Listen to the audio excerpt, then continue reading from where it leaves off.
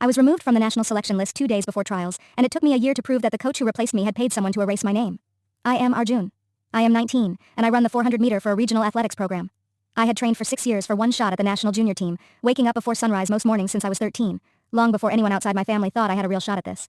I qualified for the state trials with the fastest time in my age group that season. Verified. Recorded on the official timing system, in front of 3 certified officials. My name went up on the qualifying list the same night, in second position out of the entire region. 4 days before the national trials, the list was updated. My name was gone. In its place was a runner from a private academy across the state. A runner whose recorded time was 2 full seconds slower than mine on every official log from that season. The Federation's explanation was a clerical correction. A misrecorded time, they said, discovered during a routine review. My actual time had supposedly been entered incorrectly by an official at the state meet, a mistake nobody could explain in any detail. I asked for the original paper timing slips. I was told they were unavailable for review, and that the matter was already closed. I did not accept a clerical error as an answer for a 2-second gap that erased 6 years of training. I contacted the private timing company that had operated the equipment at the state meet, independent of the Federation entirely. Their raw data logs, time-stamped and digitally signed, showed my actual recorded time, unedited, matching exactly what had been posted on the qualifying list the night of the meet. I also found something else. A Federation official who had processed the correction had a documented personal relationship with the academy coach whose runner replaced me. They had coached together for 4 years before that official moved into administration, a fact that had never once been disclosed in any official record, and one that explained a great deal once I finally found it. I filed a formal appeal with the State Athletics Federation, timing company logs attached, along with the documented conflict of interest. The Federation opened an internal review. Not because they wanted to.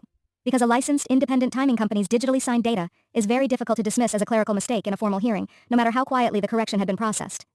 The review took 11 months. 11 months of missed trials, missed training camps, and a full competitive season that I could never get back, no matter what the outcome eventually was.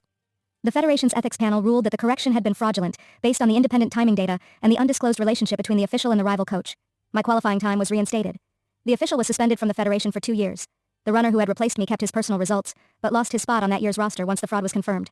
I was granted a special reinstatement trial, a full year after the fraud occurred, to qualify for the following season's national team, instead of the one I had originally earned a place on.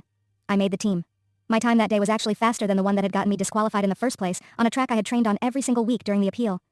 People ask if it felt like justice, finally wearing that uniform. Honestly, it felt like getting back something that should never have been taken in the first place, a year later than it should have arrived. I do not think much about the official who lost his position. I think about the year of training camps I missed, the international exposure meets I was never invited to because I was not on any roster that season, and the version of my career that might have existed if that list had never been quietly changed by 2 people protecting each other. My coach still has the printed qualifying list from that first night framed in his office, the one with my name on it in second position, exactly where it belonged before anyone ever touched it. They erased my name from a piece of paper in 4 days. It took 11 months, an independent data log, and one undisclosed relationship coming to light, to put it back exactly where it always should have stayed.